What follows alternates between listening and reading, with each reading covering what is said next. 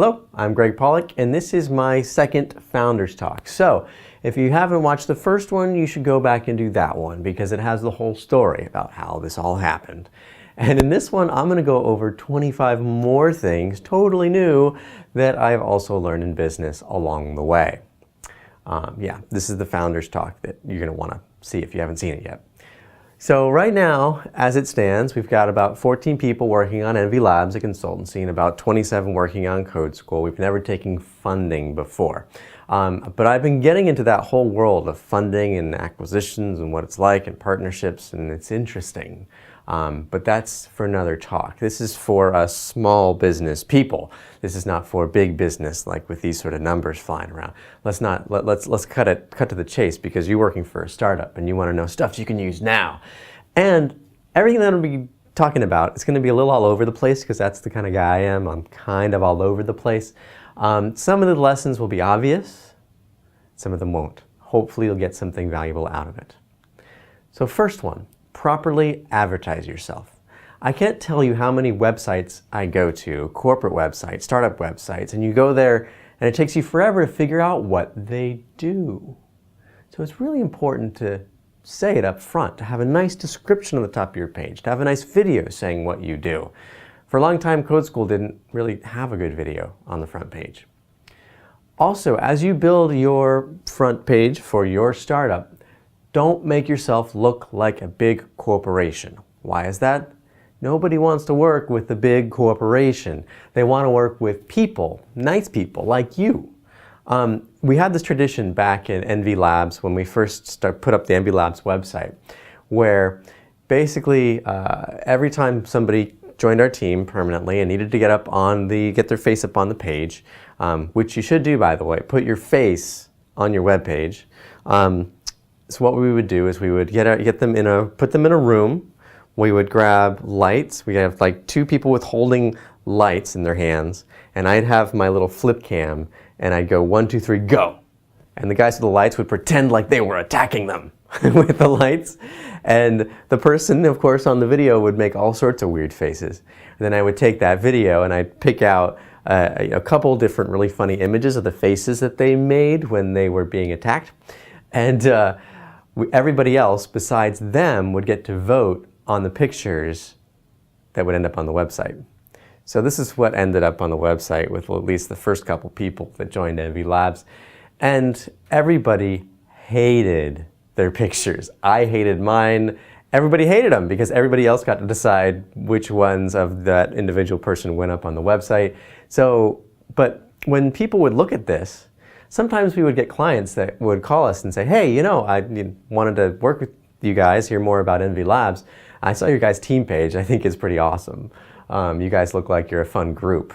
People would say that because they would see these pictures and they would go, huh, these guys look like they've got personality and might be fun to work with. There's something fun about these pictures. So don't make yourself look corporate. Definitely put pictures of your team up there, goofy pictures maybe, professional pictures, yeah, but don't make people think that they're dealing with a corporation. You got to make it a little bit playful.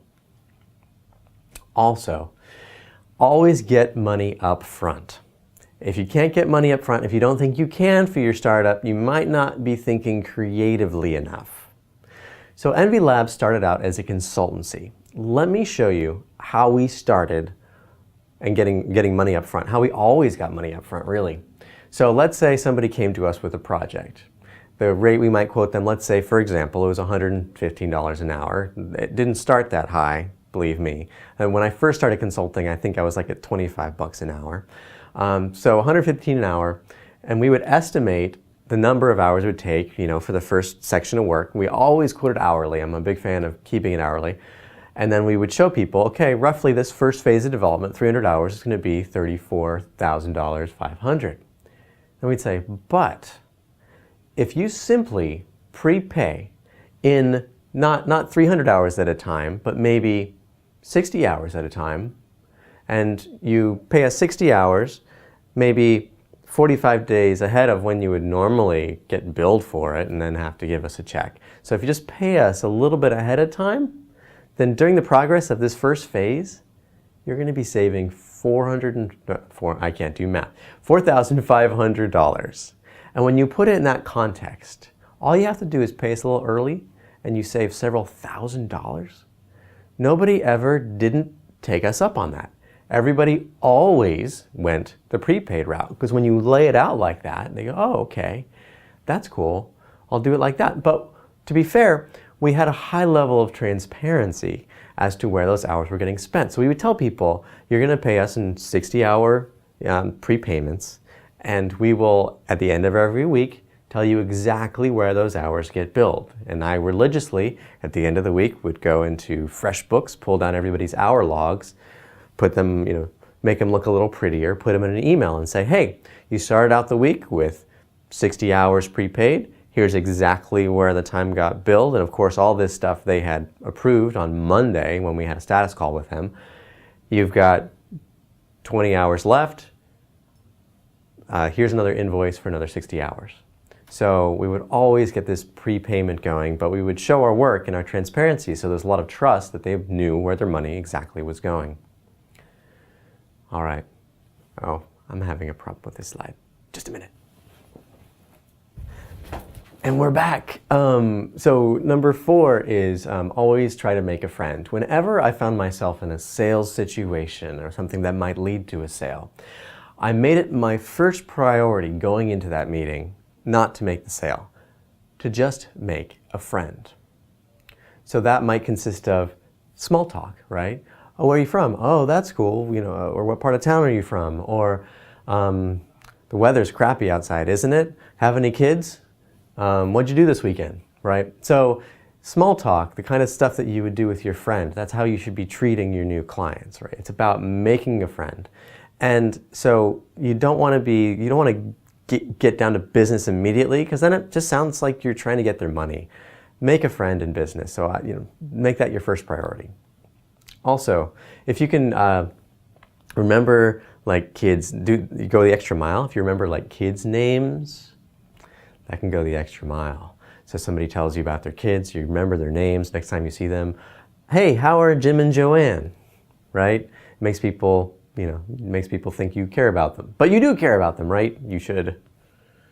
But anyways, number 5, solidify your core values. I know it sounds cheesy, core values.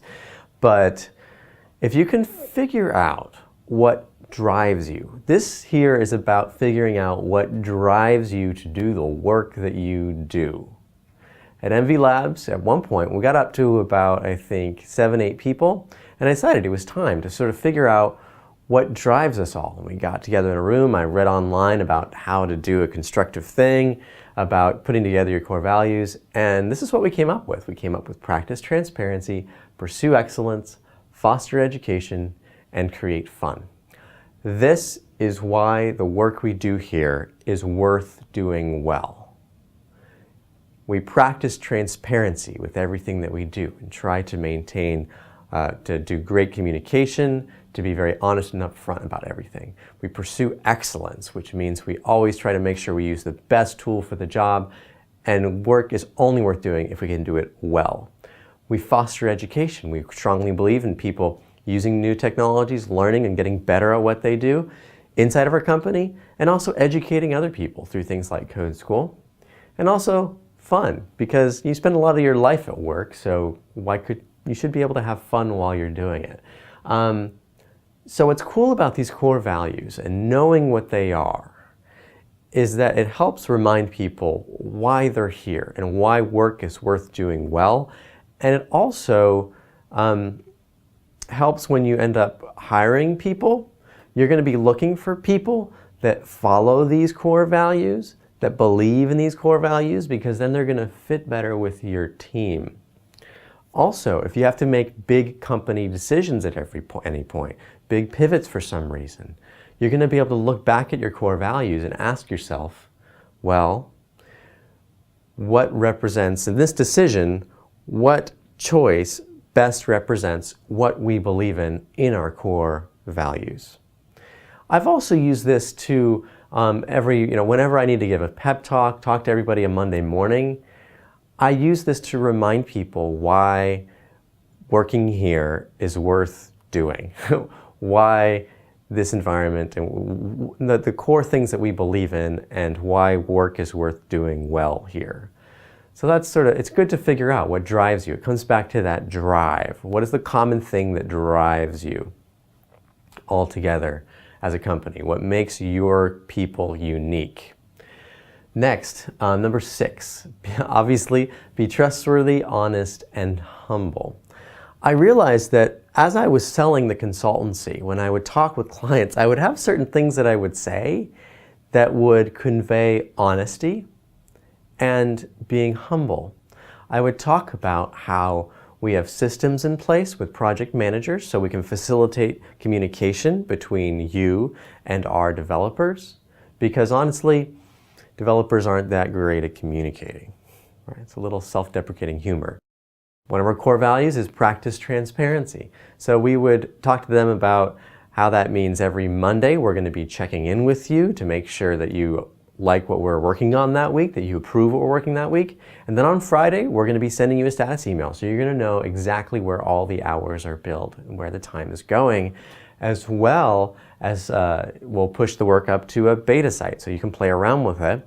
And then often we would create screencasts, which I'll get to in a minute. All businesses are based on systems. So there's this book called The E-Myth. It's one of the most basic business books that's out there. Look it up, The E-Myth, so the letter E and then myth. And one of the big morals of that book is that every business is based on systems. So you can think of it like, you know, on a bigger business, you've got the developers, the designers, the sales guy, the marketing guy, and each of them has a system about how they operate. The better the systems work together, the more successful the business is going to be.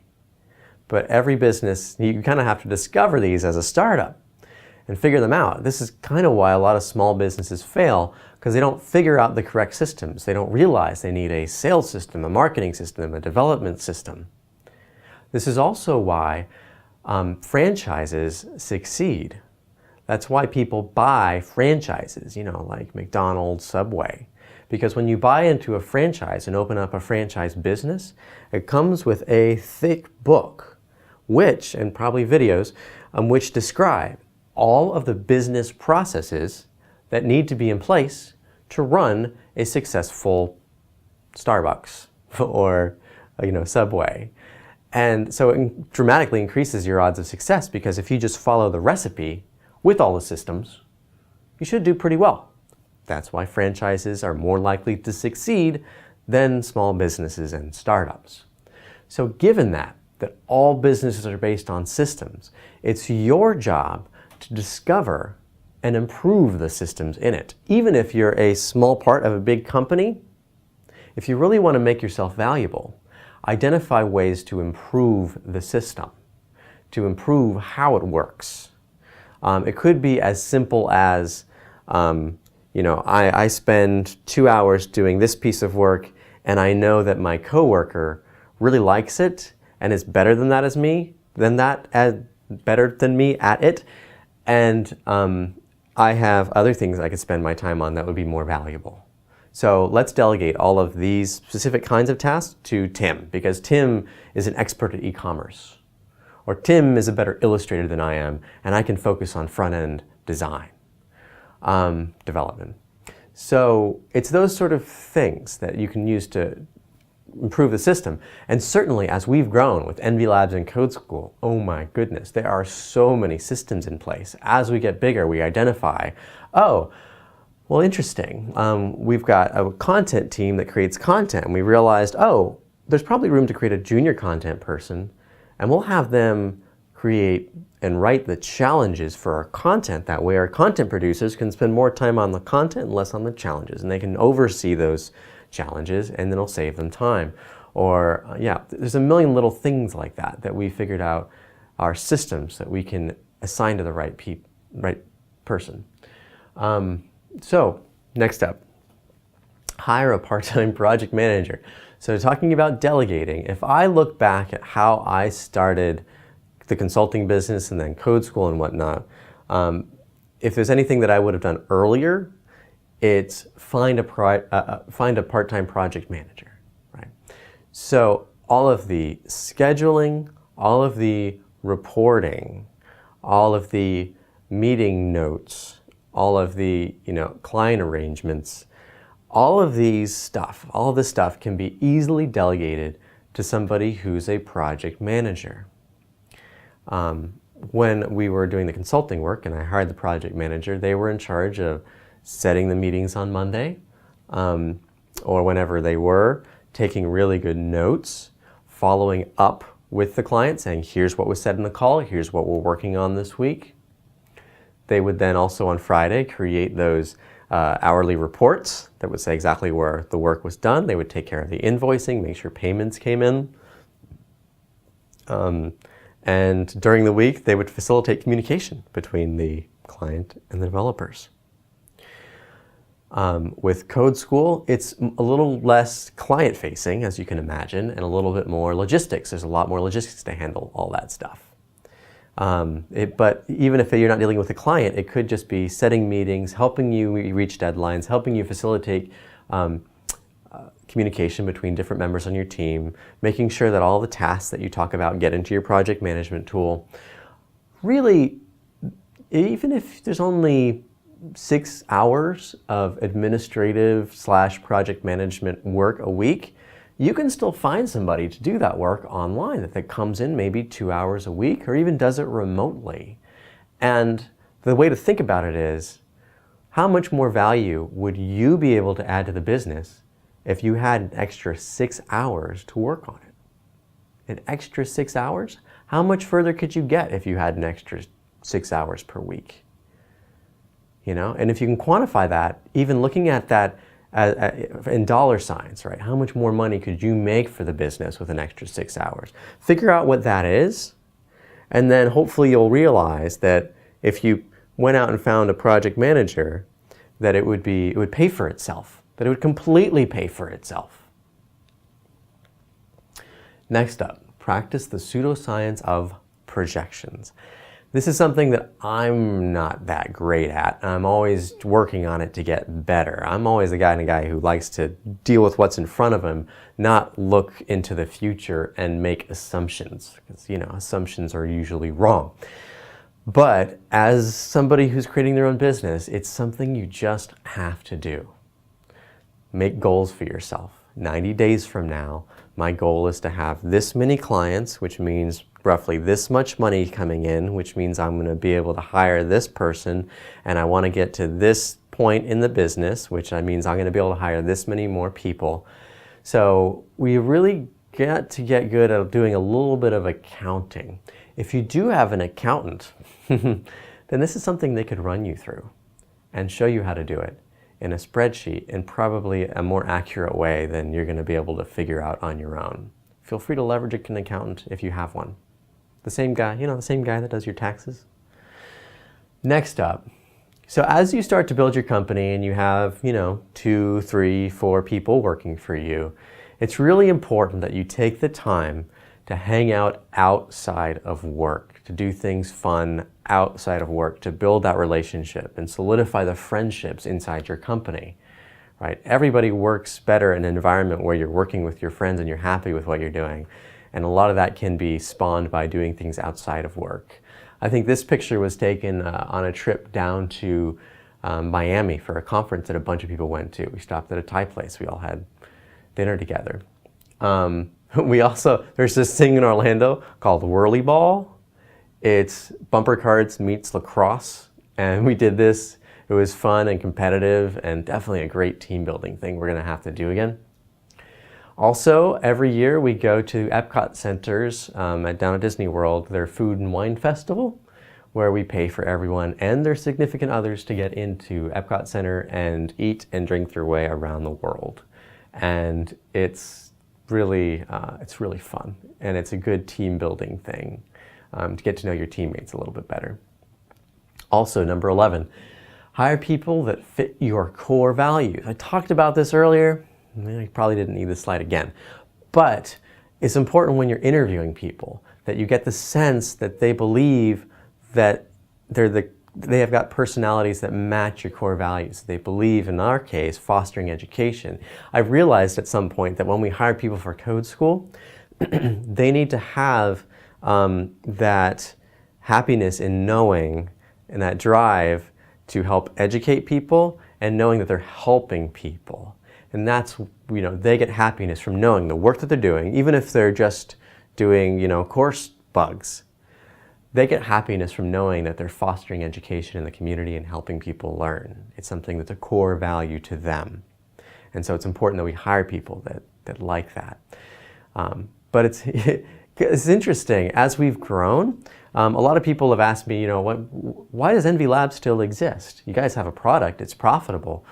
Why didn't people just move over to code school and work on a product? Because of course there's a lot of hype in our community about the product being the end all and be all, the place where you want to go, the base camp, create your own base camp, right?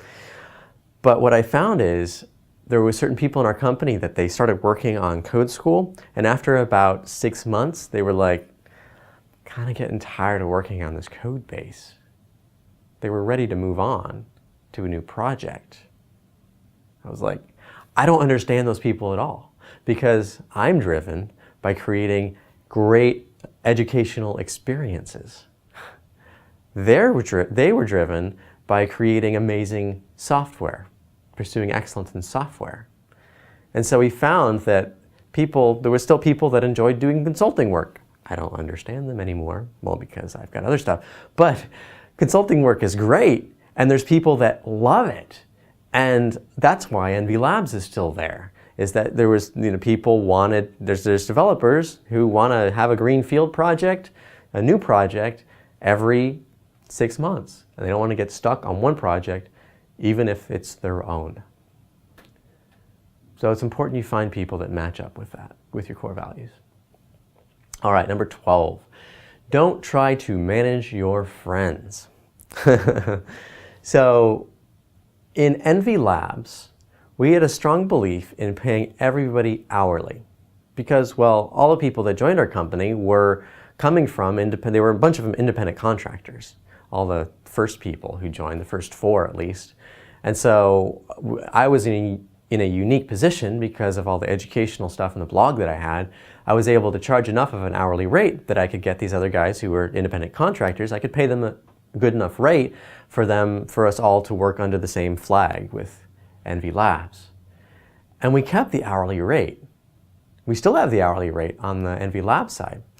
What I like about the hourly rate is that people get paid for all of the time they spend, whether it's client work or not. We'll pay them for both billable and unbillable hours. All the time they work, we're paying them for. And if they work overtime, they get paid for it. And everybody who we hired is extremely honest. So I didn't have to care whether I liked that I didn't have to care if somebody billed 20 hours for the week or 50 hours for the week. As long as the client expectation was getting met, I didn't have to care. And I was paying them enough that the average number of hours that somebody would bill was actually around 30 hours a week.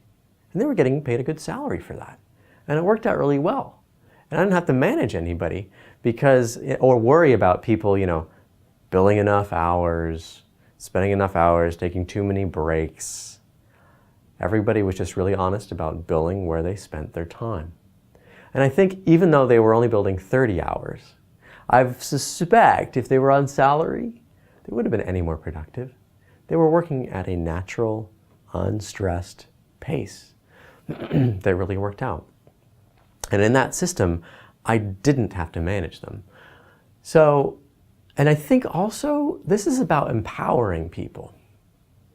Nobody wants to be directed. Nobody wants to have a boss. But if you can figure out ways to empower people to do good work and empower people to feel like they have control over what they work on, they're not going to feel managed. So that could be as simple as bringing somebody into a room and saying, this is what we have to accomplish. What do you think are some realistic deadlines to get this done? So you're putting the control in their hands to shape the deadlines, which they will then have more responsibility to meet. Also, 13, surround yourself with people you can hire. So when Envy Labs started, we started actually in a co-working space down here in Orlando called Collab. We had an office. We rented a little office there for I think like $450 a month.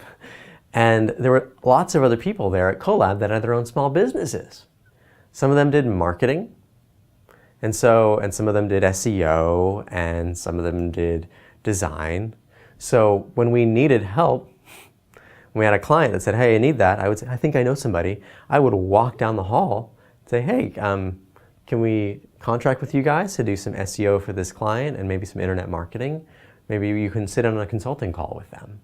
And so I instantly had people that I knew were there working next to me, literally, who I could bring on as a contractor, not necessarily hire, but I could just contract them.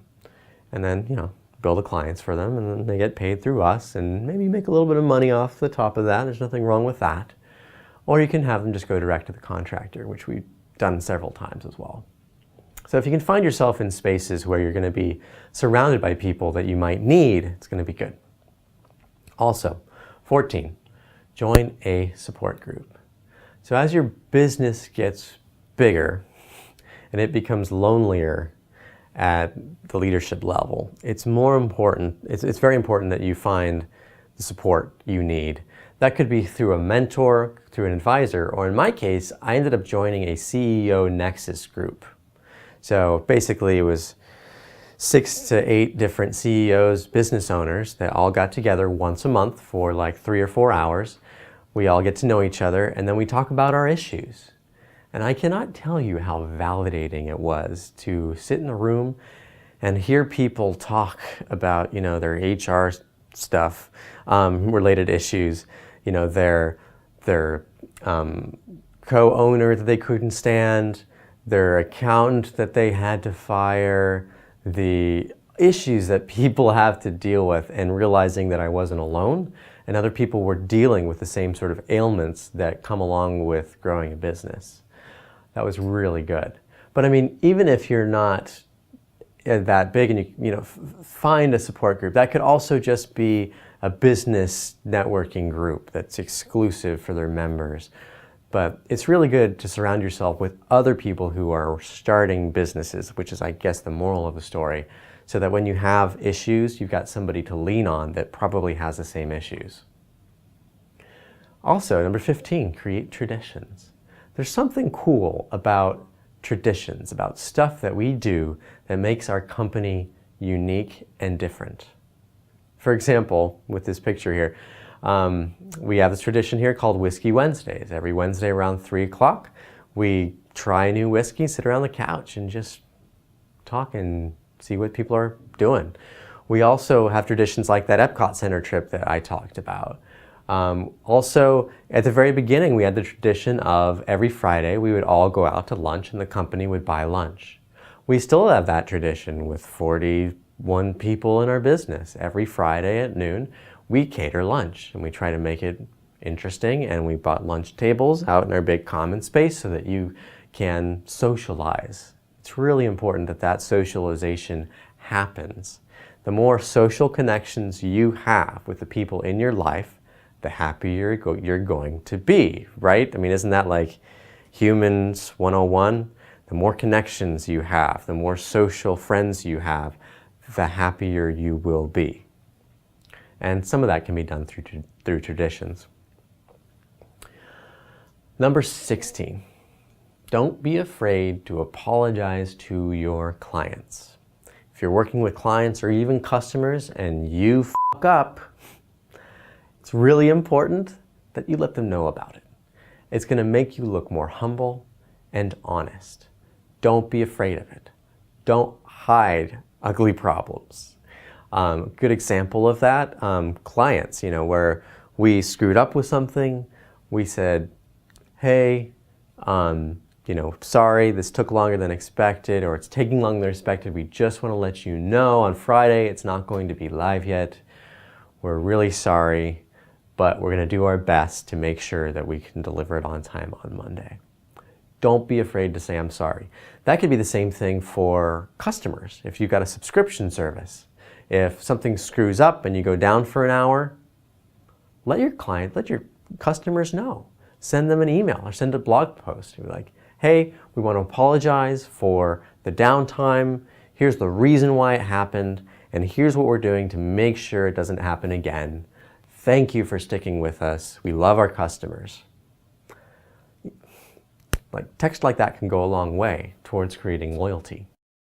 Next, it's okay to lose money on a transaction. Just let your customer know about it. So for example, on the consulting side, let's say we estimated a task was going to take 10 hours. The week's gone by and we look down and oh my gosh, we billed 20 hours and we can't bill them for 20. We told them it was going to take 10. So at that point, I would send the client an email and I would say, hey, just want to let you know that this task, we estimated 10, it took us 20, but we told you it was going to only take 10, so we're only going to bill you for 10 there. I just want to let you know. Once or twice, I've had customers come back in that instance and say, hey, go ahead and bill us. It's okay. Or I think sometimes they've said, well, how about we split the difference? Well, bill us for 15. Huh. It was interesting. So when that stuff happens, it's surprising. So it's also by letting them know that you're losing money, but you're going to stay true to your word. Again, that's honesty again, and trustworthiness and transparency that you're expressing. And you can do the same thing with products. There's nothing wrong with that. You can be upfront with your customers and just say, hey, we're losing money on this, but we love you guys, so we're going to honor what we said. Next, everybody's bad at following up. It's one of the things, especially as a developer, at heart, I don't like having to talk more than I have to. I talk enough. I have enough meetings as it is. The idea of picking up the phone and talking more, no, I want to build products. So follow-up doesn't really come naturally to me, but it's amazing how effective it really can be if you do it effectively. For example, let's say we go after a project. We're bidding on someone's product, and they're of course shopping it around, as they should. And they give us a call, hey, sorry, you didn't get it, we went with somebody else, or an email or whatnot. Does that mean we shouldn't follow up with them because we didn't get the deal? Not at all. You should follow up with them a month later. Hey, this is Greg from NV Labs. I'm just checking in because I want to make sure you guys got taken care of with that project you were building. Let us know if there's ever anything we can help with that or any other projects you have, because we'd love to work with you. We want your business. They might say, thanks for checking in, Greg. We're good now. Does that mean you shouldn't follow up after they said that? No. So maybe you wait a little bit longer. Maybe you wait 2 months. You check back in.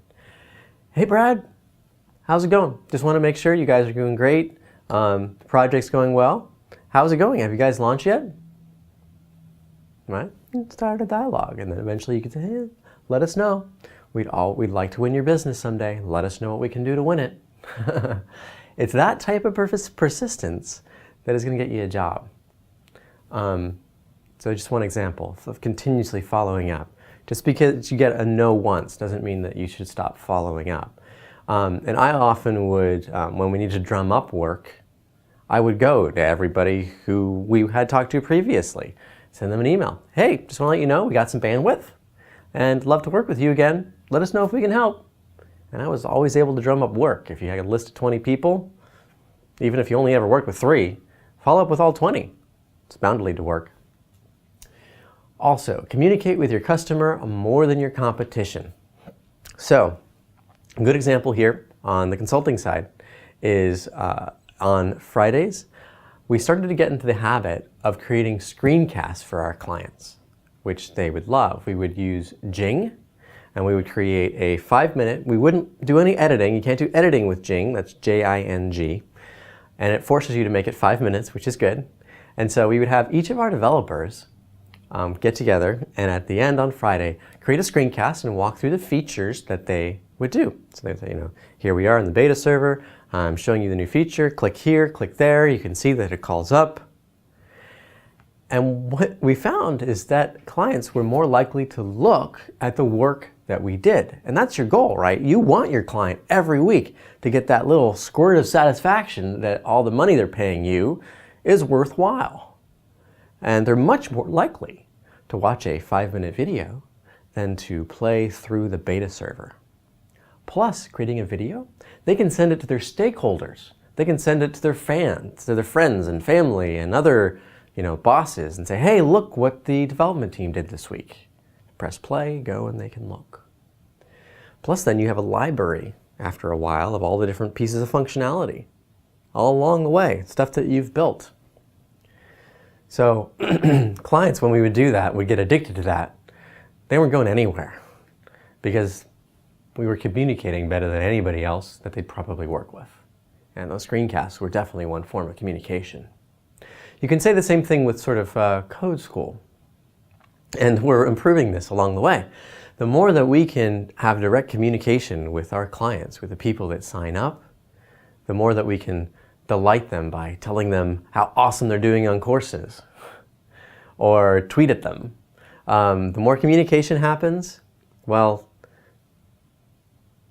the better we're going to be, the more passionate customers we're going to get, and we can get ahead of our competition. Number 20. Constantly look for things you can delegate. And this goes, a lot, especially as you grow. It's one thing you get to constantly do. And that's one thing I've probably learned more than anything else over the last 3 or 4 years is how to figure out what to delegate and to realize that I should not feel bad for delegating. I call this the engineer's dilemma.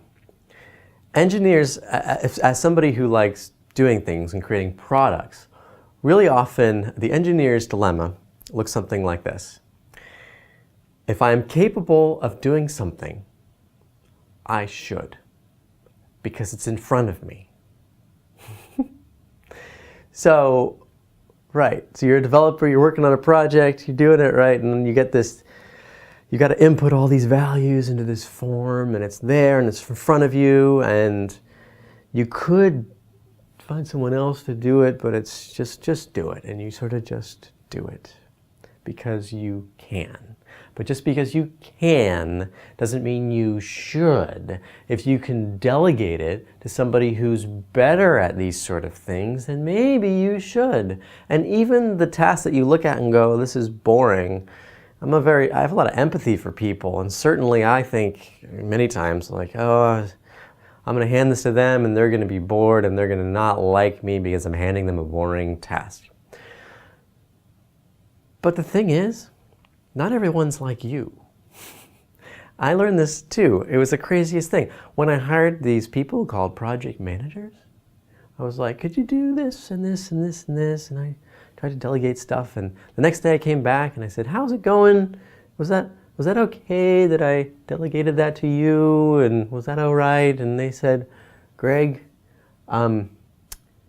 this is what I enjoy doing. It's this type of organization, administration stuff. That's what I enjoy. Don't feel bad. You shouldn't feel bad. So delegate where you can. So I obviously hired project managers when I could and delegated all the administrative stuff. These days with Code School, we have project managers that facilitate all of the meetings, all of the communication, all of the scheduling. I can't tell you how nice it is to sit in on the Monday morning status meetings, and I get to sit in there, and the project managers do all the check-ins, and they go around the room and they say, hey, Tim, what's your status? And they go around the room and they track and they see where people are. And sometimes I don't have to say a word. Not at all.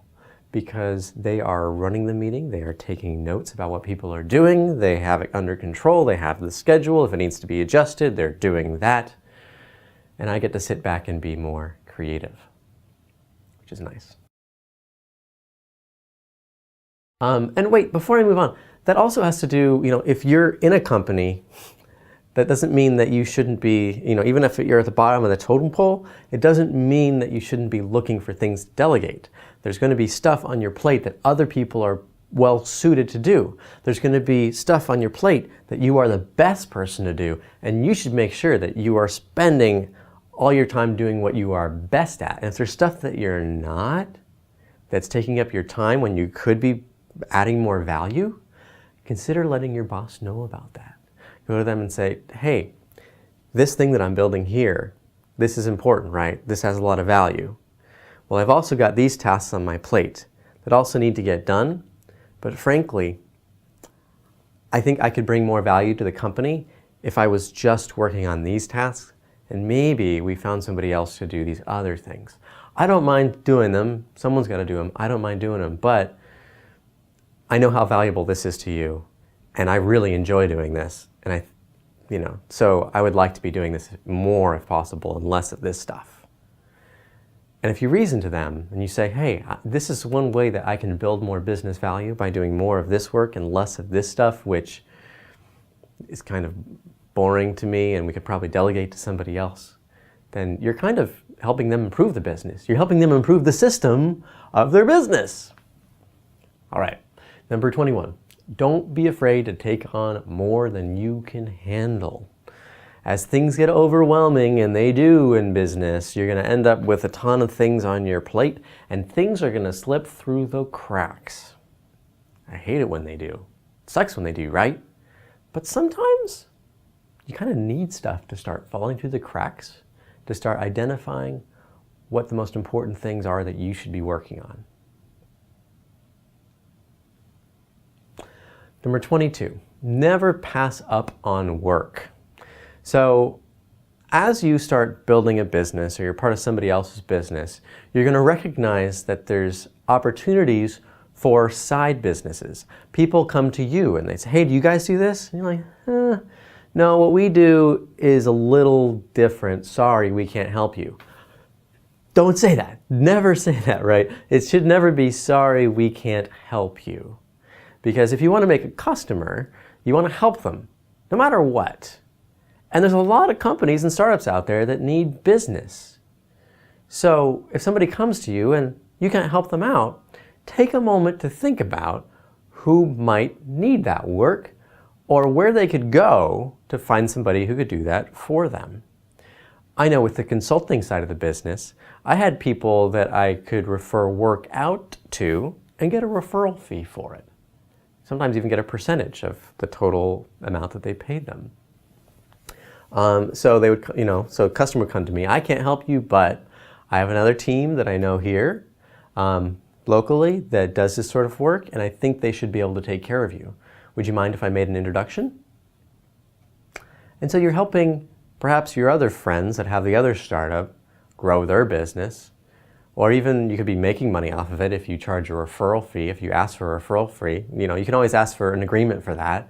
If a lot of people are coming to you for a specific thing, you could go to the other startup and say, hey, getting some business here that I think would be good for you guys, but if you don't mind, I'd like some sort of referral fee. And that could just be an upfront cash thing if the deal lands, or it could be a percentage of their total revenue that they pay you. Lots of different ways to do that. But the bottom line is, take a moment when business comes your way to think about people who might benefit from that business or a way that you can help them. So often when I would get people that, here locally in Orlando, they call Envy Labs, hey, I need to build this website. I'm like, what's your budget? And they go, oh, I've got maybe like $5,000 for this whole thing. And we're just like, we're not gonna be able to do much with that. What you probably want is a contractor. Where can I find that? Well, first you're gonna wanna go down to the Orlando Ruby Users Group. The next one is next Thursday. Head on down to there, talk to a couple people, ask them who they recommend, who's a local contractor who could take on your business. So at least you're helping people. And of course, at the end of that phone call, what do I say? And when you get your business built and you raise some money or start to become wildly successful, then come back to Envy Labs and we'll do a bigger project for you. So I just might have made a future customer. Also, Give more compliments. This is something I've realized over and over again in business, is that nobody works well in a spirit of, working in a spirit of criticism. Nobody works well when they feel like they're going to be criticized. People work really well in a spirit of compliments. And it's the easiest way you can motivate people. And nobody gives enough compliments. So one thing that I've challenged myself to do is whenever I recognize any good work that goes on, take the time to give a meaningful compliment. Meaningful isn't just, wow, that website looks great. It's more than that. It's, I love the colors that you picked for that website. I love the imagery that you used and the user interface design. It's spot on. Or it's even more personable. It's something like, what I really admire about you is that you were able to watch this video for this long. All right. What I really admire about you is that you always bring such positive energy to the work around you, and you're really good at graphic design. Right? That's a heartfelt compliment. And the more of those that you can give, the better people, or the more happiness you will spread to the people around you, the better the work that everybody is going to do. Yeah, I'll leave it at that. 24, understand that it's your job to wear all of the hats. If your business is stagnating, it might be because you're not wearing one of the hats. That could be sales, could be marketing, but something is wrong. So it's all about figuring those different hats out, figuring out the different roles, delegating, hiring people that are good at those roles and delegating those tasks to them, and understand that there's just so many skills that you have to be good at to run a business, and it's your job, if you're creating a startup of some sort, to be good at all of them. That is your responsibility. It is on you to learn about sales, to learn about marketing, to learn about SEO, to learn about design, to learn about development, to learn about everything. And only by getting a fully rounded view of everything and dabble, the best startup guys are not necessarily good at one thing. Some of the best startup guys I know dabble in a little bit of everything. And that's how they get their businesses off the ground. Number 25, last one, take calculated risk. Big businesses die. Why do they die? Because they stop taking risks. They get comfortable. Getting comfortable leads to stagnation, leads to slowing down your business, leads to your competition getting ahead of you, and your business going downward. So it's really important that you're taking enough calculated risk. And if you feel like you've gotten to a point where you're stagnating, maybe it's because it's time for you to step it up, take another big risk. That's something that I'm figuring out as well, because certainly with Code School, I often get caught up on the day-to-day. Create more courses, maintain the stuff, and it just goes on and on and on. And we're just doing the same thing over and over and over again. But we might not be innovating. It's really important that you take risks, but calculated risks. What does that mean, calculated risk? Well, in my mind, it immediately makes me think of customer validation. I was talking to somebody, I should have added another slide here now that I think about it. You don't have, if it was a 26, it would say, you don't have to build a product to sell it. So many developers and product people make that mistake over and over and over again. They think of a product, they have one person that says they want it, and they build it, and they go away, and they spend 6 months building it without getting enough customers. The bottom line is, you should be able to get enough customers to be sustainable before you even have a product. How do you do that? Well, customer validation. You call around, you go to networking groups. For example, I did a cold call because at one point in time with Code School, we were thinking about doing an evaluation tool where we would be able to evaluate somebody's skill level on certain programming topics. And so I forced myself to do some customer validation. I even forced myself to do some cold calling. That's the worst, right? That's the worst. So I picked up the phone, I called a recruiter. I figured it was fair because they call me, I get to call them. I said, hey, my name's Gregg Pollack. I work for this company called Code School. We do online education. We're building a new product. Could I get maybe 5 minutes of your time just to ask you a few questions? Sure. I'd say, what are some of the problems that you have with your profession, with evaluating candidates for jobs? What are some of the biggest problems you run into? Now notice, I didn't ask, ever think you need a product to evaluate? No. I asked them, what are the problems that you find usually around, recruiting and getting people into jobs? What are the biggest problems? And they're going to name off, well, we have a hard time finding people, we have a hard time, whatever. They're going to name their maybe top 3 problems. And I'm sitting there on the phone, and I'm praying that one of the problems is going to be that they end up placing candidates that aren't qualified, right? And I'm praying that they're going to say my problem. If you're creating a product and you go and you find your customer and you ask them what the problems are, hopefully the one you're solving is in their top 3. It needs to be in the top 3 of their problems that you're trying to fix. If it's not, if they don't list the problem that you're trying to solve for them, then you might be in trouble. You might be creating something that people really don't need that much. So I would get back to the phone, I would talk to them and I would say, okay, they would often say, well, evaluating candidates, getting good qualified candidates. Oh, that's interesting. How do you guys do that now? Oh, okay. What are some of the problems with the system that you're using now? And you listen, write this stuff down. This is, gold. This is the greatest information ever because you're just figuring out how to create a product they're going to use. And then, of course, at the end of the call, you can ask, okay, that's interesting. Well, we're thinking about creating a product that does this. Would you be interested in maybe beta testing it? They go, of course. If it's a problem they're trying to solve, you just told them it was going to solve their problems. They're going to say, of course I wouldn't mind beta testing it for you. Oh, that's interesting, cool. And just out of curiosity, if we were able to create something that satisfied your needs, how much roughly, would you pay for it? And that's great information. They're going to tell you. And I can tell, when we did this validation, we actually found out what we thought our price range was, that the people we talked to came in at above. We could charge a lot more. They told us we could charge a lot more.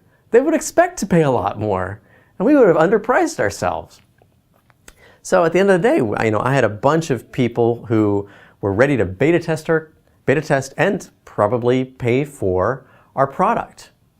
And I would have, if you ever do this and you get people who say they're interested, and get like 20 people that are interested in your product, bring them for the ride. The best way that you can create future clients is by communicating with them and bringing them with you on a journey of building your product, because it's exciting for them. You could send them weekly updates. Hey, here's what we did this week. We built this feature, blah, blah, blah. Love to get your feedback on this screenshot. If they feel like they get to be involved in solving a pain point for them, they're 10 times more likely to be a loyal client in the future. And when I look back at my old, startups with, if you remember the first video with the project management tool, that's what I should have done that. I should have forced myself to reach out and find 20 companies that were eager to use this project management tool before I even created it. Because odds are their project management tool isn't perfect. It's got problems. I want to know those problems. And if I tell them, if I solve those problems, would you consider my product? Of course they're going to say yes. All right, well, that was a bit of a tangent, but hopefully it was worthwhile. And that's my 26 things in business that I think you should know about. There is definitely another video that comes after this. I tried to make this more accessible to the smaller startups, for those of you creating smaller startups.